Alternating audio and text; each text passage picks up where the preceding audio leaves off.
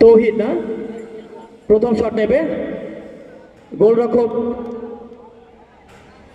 এবং আজকের এই খেলায় আমরা দর্শকদের থামাতে পারিনি, তারা মাঠের মধ্যে চলে এসেছে। গত কয়েকদিন আগে টাঙ্গাইলে একটা খেলা হয়েছে, টাঙ্গাইল জেলা স্টেডিয়ামে।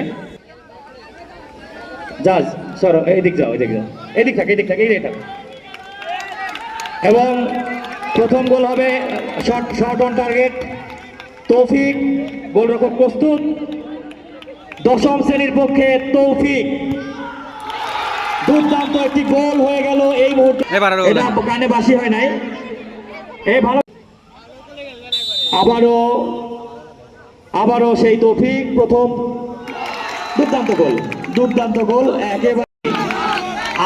আলিফ দুর্দান্ত খেলোয়াড় একজন, আলিফ। এবং আজিজুল টুর্নামেন্টের সেরা গোলরক্ষক আজিজুল, প্রথম শট, দুর্দান্ত গোল। বাসি দিল তারপরে 1-1 গোলে এই মুহূর্তে দুই দলের সমতা।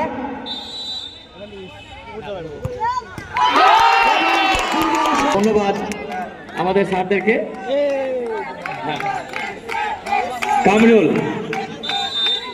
কামরুল এবং আজিজুল,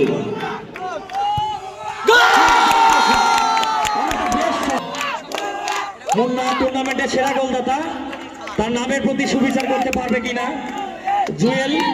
অপরদিকে গোলরক্ষক জুয়েল, তিনি কিন্তু ইতিমধ্যে একটা গোল ঠেকিয়ে দিয়েছেন। এবং দশম শ্রেণী এই মুহূর্তে 3টা শট দিয়ে 1টা গোল, সপ্তম শ্রেণী 2টা শট দিয়ে 2টা গোল। অর্থাৎ সপ্তম শ্রেণী কিন্তু 1টা শট কম দিয়ে এগিয়ে আছে। আমারও একজন অন্যতম সেরা খেলোয়াড় শাকিল, নবম শ্রেণীর খেলোয়াড়টা আমাদের নামের লিস্টে আছে। আজিজুল সেরা গোলকিপার। শাকিলের নেইমার স্টাইলে,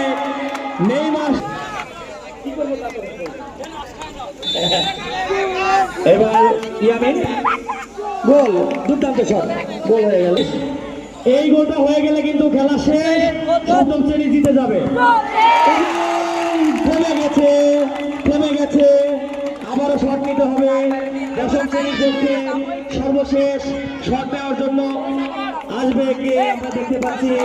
দশম শ্রেণী অনেকে মিনিং জানতো না, জানার পরে খুবই খারাপ কথা বলছে। কেন? খেলোয়াড়রা তো।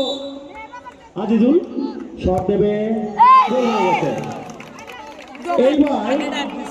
এইবার হলো, যদি সপ্তম শ্রেণী গোল করতে পারে, গোল না হয় সেক্ষেত্রে কিন্তু দশম শ্রেণী খেলা থাকবে।